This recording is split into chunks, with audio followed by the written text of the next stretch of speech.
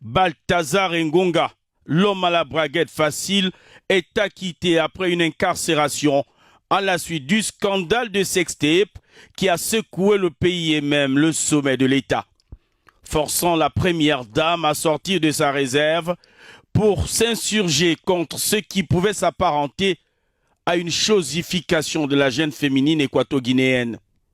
Pour les juges, dans toutes les vidéos visionnées, les femmes qui fixent l'objectif apparaissent consentantes et de surcroît majeures. En l'absence de plainte pour viol, le tristement célèbre Robert Val est libre de tout mouvement. Aucune plainte ne permet de conclure qu'elles ont été contraintes ou influencées dans leur décision, dixit le tribunal.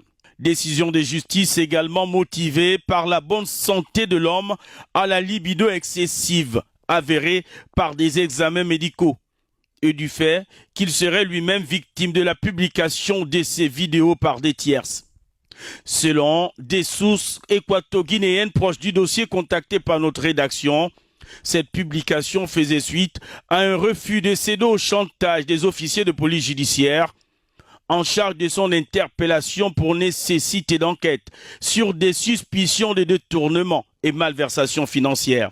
La même source révèle que l'ancien directeur de l'Agence des investigations financières du pays était abonné à un site privé en ligne de films pornographiques à qui il revendait ses prouesses fantasmagoriques avec pour clause principale la non-accessibilité à ce site dans certaines régions où les acteurs ont des intérêts. Balthazar Ngonga, exfiltré de la Guinée équatoriale pour l'Espagne, craignant pour sa vie, menacé par le désir de vengeance des époux de ses multiples femmes, se serait également fait violemment démolir le postérieur lors de son séjour en prison comme des représailles déguisées.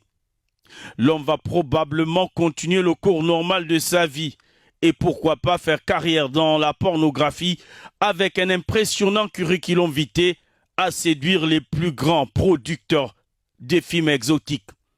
Mais cependant, laisse derrière lui un scandale qui n'est pas près de disparaître de la mémoire collective.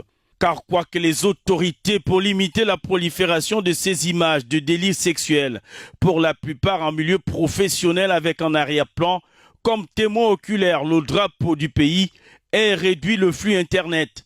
Cette mesure n'a pas permis d'enrayer la polémique. Les internautes ont même fait de lui une marque de poser en surfant sur la vague. Des chansons, des photomontages, des médicaments pour la vigueur sexuelle ont vu le jour. Balthazar s'éclipse et laisse derrière lui de nombreux foyers déchirés. Rappelons que l'homme est marié, père de plusieurs enfants et que de folles rumeurs avaient également entaché la probité morale de sa femme qui serait à l'image de son époux. Affaire à suivre.